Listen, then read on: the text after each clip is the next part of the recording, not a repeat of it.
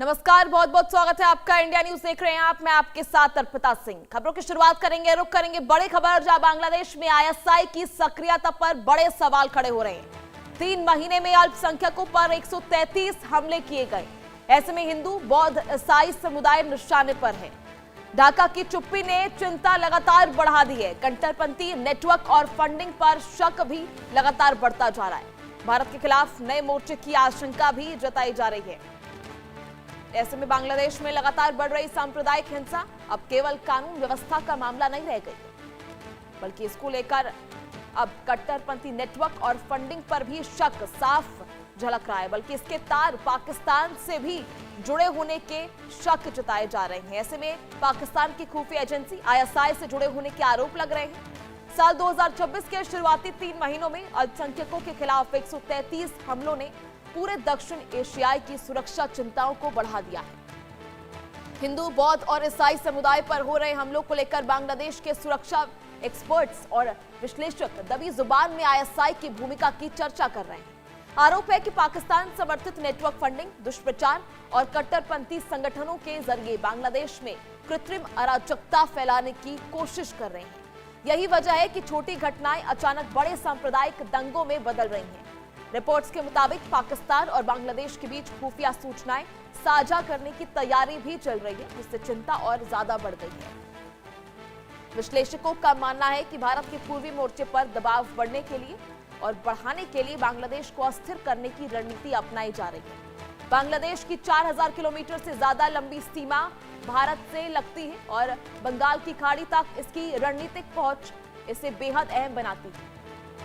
ऐसे में अगर कट्टरपंथी नेटवर्क मजबूत होते हैं तो इसका सीधा असर भारत की सुरक्षा पर भी पड़ सकता है। सवाल ये भी उठता है कि आखिर ढाका सरकार इस मुद्दे पर खुलकर बोलने से क्यों बच रही है। अंतर्राष्ट्रीय समुदाय की चुप्पी अब सरकार की नरमी के बीच बांग्लादेश के अल्पसंख्यक खुद को सुरक्षित महसूस कर रहे हैं। अब नजर इस बात पर है कि ढाका इस खतरे को सिर्फ स्थानीय हिंसा मानेगा या राष्ट्रीय सुरक्षा का बड़ा संकट ये लगातार बनता जा रहा है।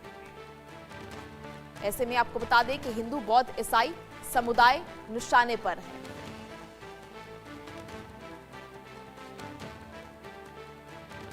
चलिए इसी को लेकर आज चर्चा करेंगे। हमारे साथ खास मेहमान इस चर्चा में जुड़ेंगे। हमारे साथ फिलहाल प्रोफेसर करोड़ी सिंह, विदेश मामलों के जानकार, इस चर्चा में शामिल हो गए हैं। करोड़ी जी, बहुत बहुत आपका स्वागत है इंडिया न्यूज पर। फिलहाल मैं आपसे जानना चाहूंगी, लगातार जिस तरह से बांग्लादेश में तनाव बढ़ता जा रहा है, इसको लेकर आईएसआई की सक्रियता पर भी बड़े सवाल खड़े हो रहे हैं। कैसे देख रहे हैं आप इसको? देखिए, ऐसा है, बांग्लादेश में जिस तरीके से हसीना की सरकार के विरुद्ध आंदोलन चला, तो जो विरोध में आंदोलन था उसमें अलग अलग तरह की शक्तियां थी। कट्टरपंथी भी थी, उदारवादी भी थी और कुछ प्रजातांत्रिक शक्तियां थी। उन सब ने मिलके हसीना को हटा दिया और ये मान के उन्होंने एक ऐसा माहौल क्रिएट किया कि इंडिया बांग्लादेश में इंटरफेरेंस कर रहा है और हसीना का इंडिया सपोर्ट कर रहा है। और जब हसीना भारत आ गई तो उनकी इस विचार को थोड़ा बल मिल गया। फिर जब मोहम्मद यूनुस की सरकार आई तो इन्हीं शक्तियों का प्रभाव रहा और हम सब मान के चल रहे थे कि अगर कोई प्रजातांत्रिक प्रक्रिया शुरू होती है, प्रजातांत्रिक सरकार आती है और जिसमें हमने पहले एंटीसिपेट भी कर लिया था कि कट्टरपंथी हैं वो सत्ता में नहीं आएंगे, बीएनपी सत्ता में आएगी और वही परिणाम निकला। तो हम मान के चल रहे थे कि अगर बांग्लादेश नेशनल पार्टी अगर सत्ता में आती है तो वो उदार रहेगी और भारत के साथ रिश्ते भी बहुत अच्छे सुधारेगी, मधुर रिश्ते करेंगे। क्योंकि भारत के साथ बांग्लादेश के रिश्तों पे से प्रत्यक्ष रूप से माइनॉरिटीज पे असर पड़ता है। क्योंकि ऐसा मान के चलते हैं कि जो माइनॉरिटीज हैं उनके भारत से रिश्ते हैं, वो भारत के बहुत नजदीक है। इस तरह का वहां एक माहौल बनाया गया कट्टरपंथियों ने। और सत्ता के आने के बाद में प्रजातांत्रिक एक सरकार बन गई तो 1 महीने तक हम ये मान के चल रहे थे कि बांग्लादेश के भारत के साथ रिश्ते मधुर होंगे। वो इसलिए मान के चल रहे थे कि बांग्लादेश और भारत के बीच में जो सांस्कृतिक और ऐतिहासिक गहराई है उसको कोई नहीं मिटा सकता, चाहे किसी की भी सरकार हो। दूसरा यह है कि भारत हमेशा बड़े भाई की भूमिका निभाता है। यहाँ बड़े भाई का अर्थ ये नहीं है कि बिग ब्रदर, ये एल्डर ब्रदर के लिए है, क्योंकि भाषा में बहुत अंतर हो जाता है। तो बहुत सी ये कट्टरपंथी शक्तियां हैं, वो ये कहते हैं इंडिया तो बिग ब्रदर की तरह से है, तो बिग ब्रदर नहीं, एल्डर ब्रदर की भूमिका भारत निभाता रहा। लेकिन वो जब कट्टरपंथी शक्तियां हार गई, बांग्लादेश के आवाम ने समर्थन नहीं किया, तो उनमें आपस में भी मनमुटाव शुरू हो गया। और जब सत्ता उनके हाथ में नहीं रही, तो वो अब फिर से वहां भारत के विरुद्ध माहौल क्रिएट कर रहे हैं, क्योंकि पहले कट्टरपंथी ये मान के चल रहे थे कि उनको सत्ता मिल जाएगी, सत्ता नहीं मिली, तो अब वो माइनॉरिटीज को टारगेट कर रहे हैं। सरकार की मिली भगत कितनी है ये नहीं कह सकते, लेकिन निश्चित रूप से वो कट्टरपंथी हैं, उनको थोड़ा बल मिल गया, उनको कुछ समर्थन मिल गया था, और उसमें समर्थन मिला है, उसमें ज्यादातर विद्यार्थी हैं, ढाका यूनिवर्सिटी के स्टूडेंट्स हैं। क्योंकि बांग्लादेश में देखिए, ढाका यूनिवर्सिटी ऐसी जगह है, उसका अंग्रेजों के जमाने से ही हर आंदोलन में हिस्सेदारी रही है। भारत की दूसरी यूनिवर्सिटीज में अंग्रेजों के टाइम नहीं था, लेकिन ढाका यूनिवर्सिटी वहां की राजनीति का, उस समय बंगाल था, यूनाइटेड बंगाल राजनीति का केंद्र रही है। अब जो स्थिति बन रही है वो ये है कि हम ये सोच रहे थे, हमारा यही एंटीसिपेशन था कि अपने पड़ोसी देशों में नेपाल, श्रीलंका, बांग्लादेश, इनमें अगर कोई सरकार बदलती है, नया नेता आता है, तो वो पहली यात्रा भारत को चुनता है। और हम ये मान के चल रहे थे कि बांग्लादेश के प्रधानमंत्री हैं, वो भारत की यात्रा करेंगे और ढाका और न्यू दिल्ली के बीच में एक अच्छी समझ विकसित होगी। लेकिन अब उससे उल्टा होता लग रहा है। बांग्लादेश के विदेश मंत्री चीन जाके आ गए। अब बांग्लादेश के प्रधानमंत्री अपनी पहली विजिट चीन की तय कर रहे हैं, और उसके साथ चीन के कुछ प्रोजेक्ट भी बांग्लादेश पे ला रहे हैं। भारत बांग्लादेश के बॉर्डर की तीस्ता रिवर और कई बहुत से प्रोजेक्ट हैं। तो एक तरफ तो चीन है जो अपना तरीके की राजनीति, भारत को एनसर्किल करने की राजनीति है, क्योंकि चीन अपना काम करेगा, क्योंकि उनके व्यवहार पे अपना नियंत्रण नहीं है। दूसरी तरफ पाकिस्तान क्या कर रहा है कि पाकिस्तान के प्रधानमंत्री भी वहां बांग्लादेश की विजिट करने का ऐसा कह रहे हैं कि बांग्लादेश का विजिट करेंगे वो, और हो सकता है मुनीर भी ऐसा कह रहे हैं कि वहां के फील्ड मार्शल भी जाएंगे। तो इस तरह से एक ट्रायंगल बन रहा है, बांग्लादेश, चीन, पाकिस्तान, और वो ये चाहते हैं कि भारत के पड़ोस में एक अस्थिरता हो, राजनीतिक अस्थिरता हो।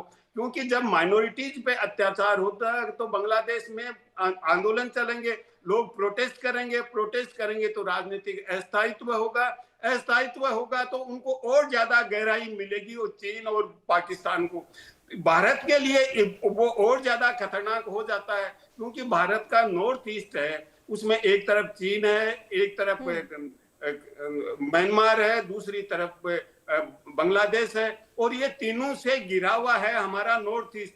और नॉर्थ ईस्ट में जिस तरह का डेमोग्राफिक कंपोजिशन है और जिस तरह का इतिहास है उनका आंदोलन का, और हिंसा का भी कुछ सीमा तक इतिहास रहा है, तो भारत की सुरक्षा के लिए बहुत बड़ा खतरा बढ़ जाता है।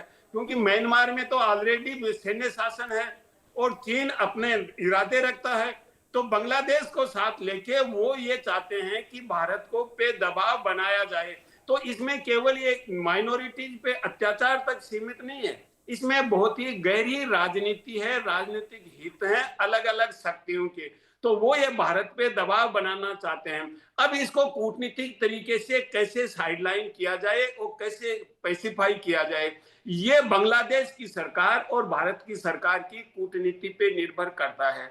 मुझे नहीं लगता कि बांग्लादेश सरकार इतना चाहेगी कि पाकिस्तान को बहुत ज्यादा स्पेस दे, लेकिन अभी जो स्थिति बन रही है उससे लग रहा है कि कुछ चीन, पाकिस्तान, बांग्लादेश का एक ऐसा ट्रायंगल बनता सा लग रहा है। वो बनेगा नहीं बनेगा कह नहीं सकते, क्योंकि चीन की जिस तरह की एक शांत तरीके की कूटनीति होती है, उन्होंने देखिए सऊदी और ईरान को से दोस्ती करवाई, पैलेस्टाइन के 14 ग्रुप थे उनसे दोस्ती कराई, उन्होंने ये भी प्रयास किया कि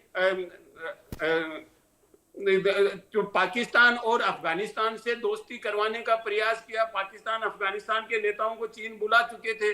तो इस तरह का चीन की भूमिका है, उसको लेके भी हमें बहुत सतर्क रहना चाहिए। तो ये केवल आंतरिक मामला नहीं है, केवल ये नहीं है कि ये कोई हिंसा की गतिविधि है, माइनॉरिटीज पे अटैक हो रहा है, यहाँ तक सीमित नहीं है।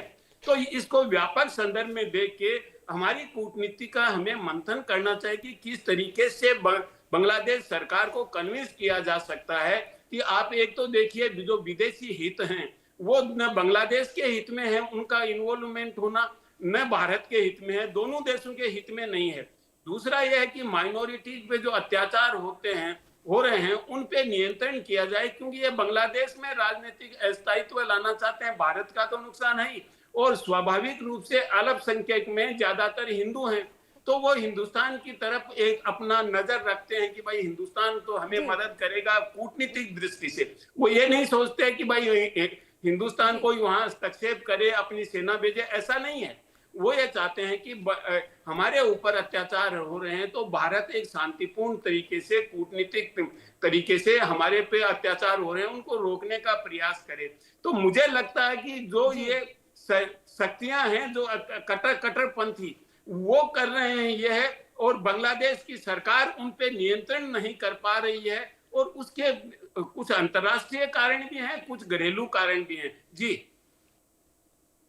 जी ठीक है। लगातार जिस तरह से बांग्लादेश सरकार इन घटनाओं को पर पर्याप्त कार्रवाई करती हुई दिखाई दे रही है, तो क्या इसका जो है भारत के रणनीतिक क्षेत्र में आपने बताया क्या कुछ प्रभाव हो सकता है, तो क्या इसमें अब फिलहाल भारत को क्या कुछ कार्रवाई करने की जरूरत है, भारत का क्या कुछ स्टेप होना चाहिए इसमें? देखिए, ये बांग्लादेश और भारत दोनों के हित में है, क्योंकि बांग्लादेश की भारत पे निर्भरता ज्यादा है, भारत की बांग्लादेश पे निर्भरता नहीं है, बांग्लादेश की निर्भरता है। आज भी बांग्लादेश के लोग यहाँ इलाज के लिए यहाँ भारत आते हैं, वो चीन नहीं जाते हैं, पाकिस्तान नहीं जाते हैं, वो ये मान के चलते हैं क्योंकि बांग्लादेश का आवाम है वो भारत विरोधी उतना नहीं है। ये तो कुछ शक्तियां हैं, विशेष रूप से कट्टरपंथी जिसको हम जमाते वाले कहते हैं, उसमें पाकिस्तान की आईएसआई ने कुछ इनरोड बना लिया लगता है, मुझे ऐसा लगता है। तो उसकी वजह से सब कुछ हो रहा है। बांग्लादेश का आवाम इतना भारत विरोधी नहीं है। जब प्रजातांत्रिक व्यवस्था में चुनाव होते हैं तो उस समय अलग अलग तरीके के नारे दिए जाते हैं, उनका कोई ज्यादा अर्थ नहीं होता है, लेकिन ओवरऑल बांग्लादेश ये मान के चलते हैं, वहां के लोग ये मान के चलते हैं कि भारत के साथ हमारे जो सांस्कृतिक और ऐतिहासिक रिश्ते हैं वो बहुत गहरे हैं, और भारत के साथ अगर बांग्लादेश के रिश्ते अच्छे होते हैं तो भारत की अर्थव्यवस्था भी मजबूत होगी, बांग्लादेश में एक शांति का वातावरण भी बनेगा। तो बांग्लादेश को ये समझना चाहिए, भारत को ये प्रयास करना चाहिए कि कूटनीति को थोड़ा सा रिवार्म करे, और रिवार्म करके बांग्लादेश की जो सरकार है उसके साथ अपना जो संपर्क है उसको और गहरा बनाए, और उनको कन्विंस करे कि देखिए हमारे से ज्यादा आपके स्थायित्व से आपको फायदा है। क्यों बांग्लादेश में राजनीतिक स्थायित्व होता है तो भारत के पड़ोसी राज्यों पे असर पड़ता है, वहां अल्पसंख्यकों पे असर पड़ता है, ये तो होता ही है, लेकिन वहां की स्वयं की राजनीति है, वहां की सरकार है, वो अस्थायित्व की तरफ जाता है। तो ऐसी स्थिति में एक जो इंफॉर्मेशन शेयरिंग होता है बांग्लादेश की सरकार के साथ वो करना चाहिए, जो इंटेलिजेंस और इस तरह की इंफॉर्मेशन है वो बांग्लादेश की सरकार